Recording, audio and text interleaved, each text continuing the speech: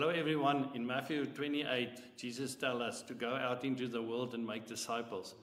But what do you do when you go out into the world and they reject God, they reject Jesus, and they tell you that the Bible is a book of fairy tales? Then the only option that you then have is to show Jesus. And how do you go about showing Jesus? We are currently busy with a series on outreach. And there's 7 topics that we will discuss. The previous topic that we discussed was called See Something, Do Something. And it was based on that famous photograph that was taken in Sudan during the famine in 1993, when that vulture was approaching the little boy who was really sick from hunger and disease. And we talked about the bystander effect.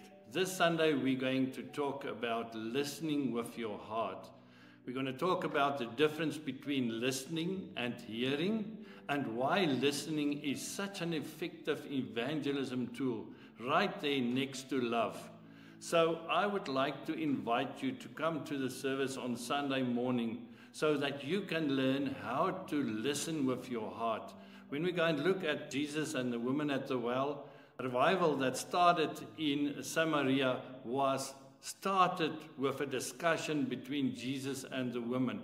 We said that we are going to turn our environment or our community around. We're going to reach the lost by cup of coffee to cup of coffee. We're going to have meaningful discussions. And this is what I want to talk about on Sunday. How do you go about doing a meaningful discussion where you get to the heart of the other person and that they can see Jesus in you? So looking forward to see you 9 o'clock at the golf club on Sunday morning. Thank you.